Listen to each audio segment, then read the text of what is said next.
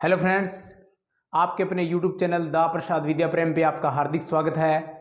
आज हम राजस्थान में सिंधु घाटी सभ्यता स्थल कालीबंगा का अध्ययन करेंगे।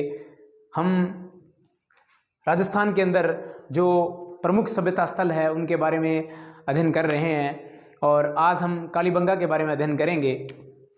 कालीबंगा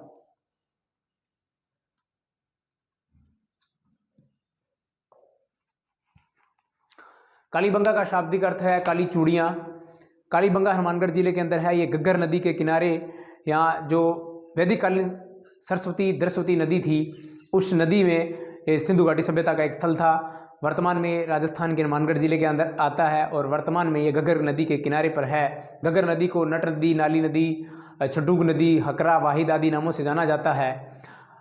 कालीबंगा सभ्यता स्थल की खोज अमलानंद घोष ने 1952 में की थी। राजस्थान बोर्ड अजमेर की बुक के अंदर हालांकि 1951 लिखा गया है, लेकिन 1952 के अंदर अमलानंद घोष ने कालीबंगा सभ्यता स्थल की खोज की थी। उसके बाद इसकी 1961 के अंदर उत्खनन कार्य हुआ था। बीबी लाल और बीके थापर ने इसका उत्खनन किया था। उनके साथ एमडी खर्रे, एसपी जैन और केएम श्रीवास्तव ने भी उत्खनन कार्य इसमें किया था। अब हम पढ़ते हैं कालीबंगा सभ्यता। जिला पूछे तो हनुमानगढ़ जिले में है। हनुमानगढ़ जिला, हनुमानगढ़। नदी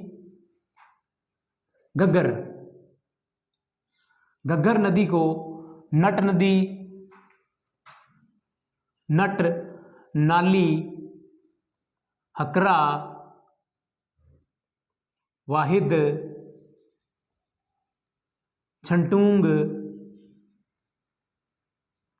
आदि नामों से जाना जाता है। प्राचीन समय में इस नदी को, यहाँ कालीबंगा है वो दृश्यवती या सरस्वती नदी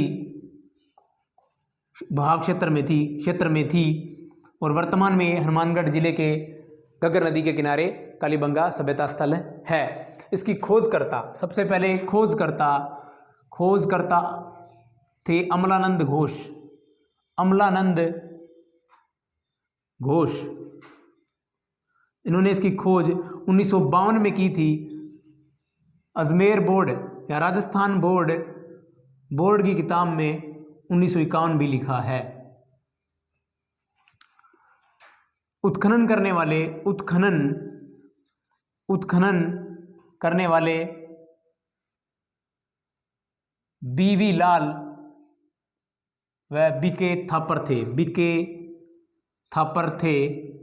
1961 में इन्होंने इसका उत्खनन किया था। 1961 में उन्होंने इसका उत्खनन भी किया था। इसके बाद 3 और उत्खननकर्ता थे। एमडी खर्रे, एसपी जैन और केएम श्रीवास्तव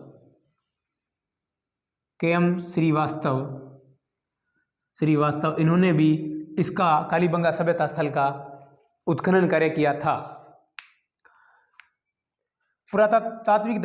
पुरातात्विक व सामरिक दृष्टि से महत्वपूर्ण होने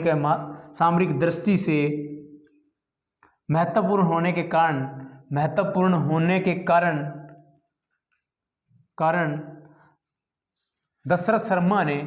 डॉक्टर दशरथ शर्मा ने इसे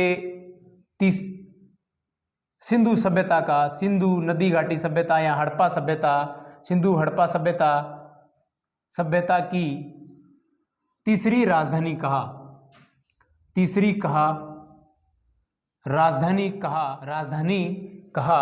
हालांकि पिग्गट महोदय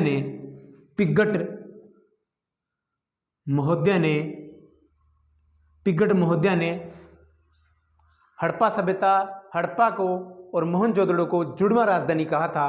पिग्गट महोदय ने जुड़वा राजधानी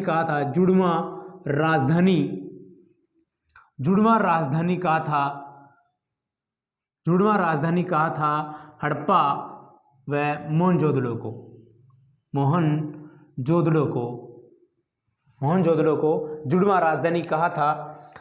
दशरथ शर्मा ने तीसरी राजधानी कहा। कालीबंगा सभ्यता स्थल को हड़प्पा सभ्यता की या सिंधु नदी घाटी सभ्यता की तीसरी राजधानी कहा। दशरथ शर्मा ने 10वीं नहीं तीसरी राजधानी कहा। दशरथ शर्मा ने 10वीं नहीं तीसरी राजधानी कहा।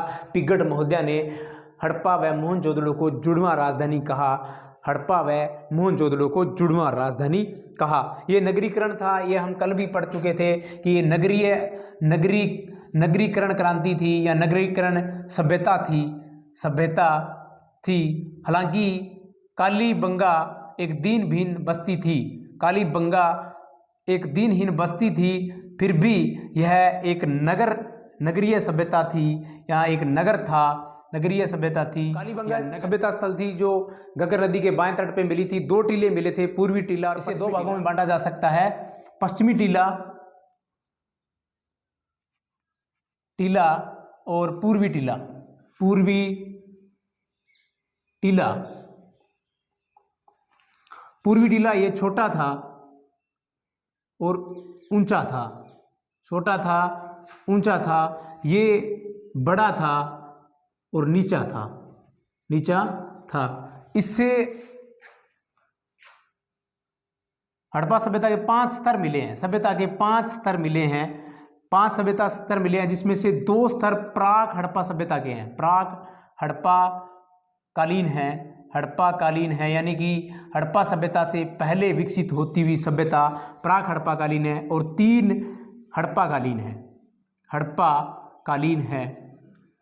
हड़प्पा कालीन है।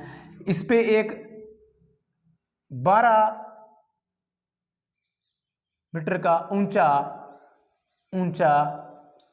टीला है या दुर्ग है या मड़ी कहते हैं जिसे, दुर्ग मड़ी है। इसके निचले 2 स्तर में प्राक हड़प्पा सभ्यता कालीन साक्ष्य मिले हैं और उसके ऊपर 3 हड़प्पा कालीन जो टीला मिला है, इसमें उत्तर व दक्षिणी 240 मीटर लंबा व पूर्व से पश्चिम 180 मीटर चौड़ा है। 180 मीटर चौड़ा है और ये लंबा है। ये एक दीनहीन बस्ती है। इसके चारों तरफ प्रकोटा बना हुआ है। दीनहीन बस्ती है और चारों तरफ प्रकोटा बना हुआ है। यहाँ के घर कच्ची मिट्टी की ईंटों से बने हैं, कच्ची ईंटों से बने हैं। घर है वो कच्ची ईंटों के हैं, घर कच्ची ईंटों के हैं। हालांकि घर कच्ची ईंटों के हैं, लेकिन नाली और स्नानागार या कुएं की मुंडेर है वो पक्की ईंटों की है। ईंटों पर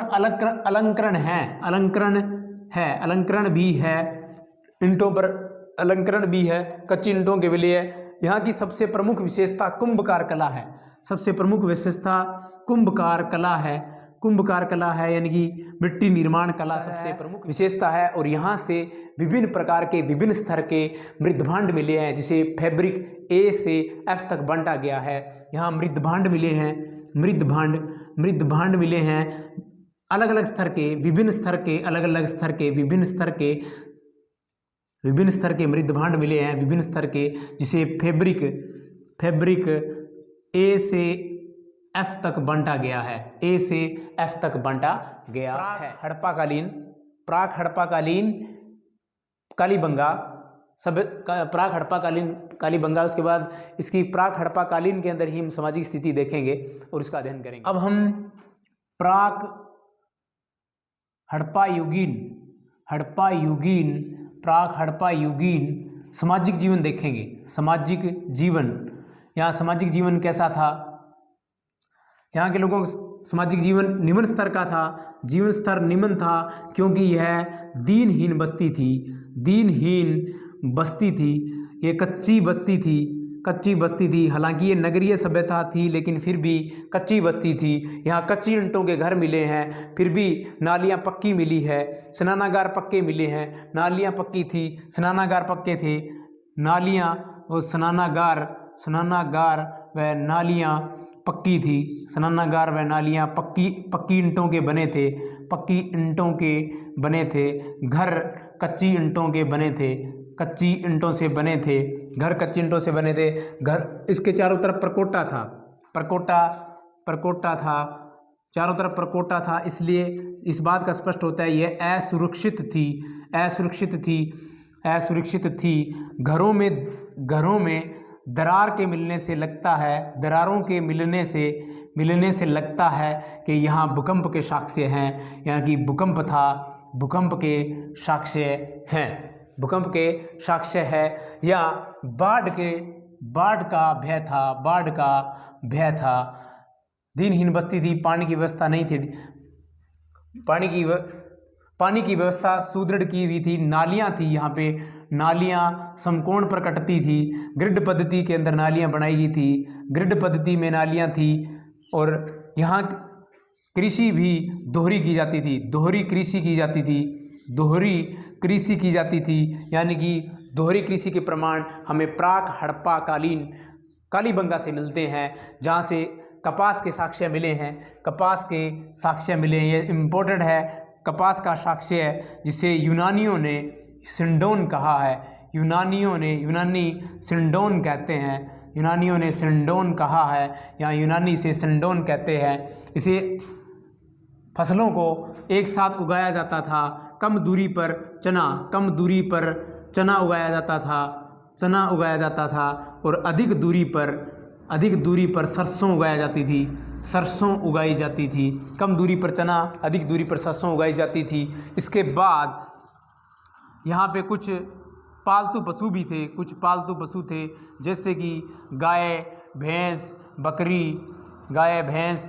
बकरी, भेड़, कुत्ता। लेकिन कुत्ता प्रमुख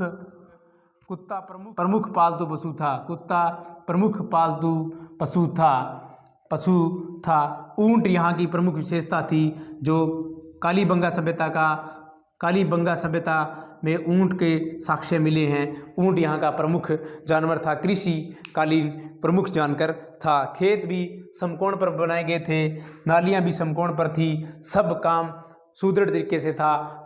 ये थी प्राक हड़प्पा युगीन कालीबंगा और उनका सामाजिक जीवन। धन्यवाद। वीडियो में हम हड़प्पाकालीन कालीबंगा सभ्यता के बारे में विस्तृत जानकारी अध्ययन करेंगे, और आप सभी साथियों से आग्रह है कि आपका अपना YouTube चैनल दा प्रसाद विद्या प्रेम को सब्सक्राइब करें, लाइक करें, शेयर करें, बेल आइकन को प्रेस करें। धन्यवाद।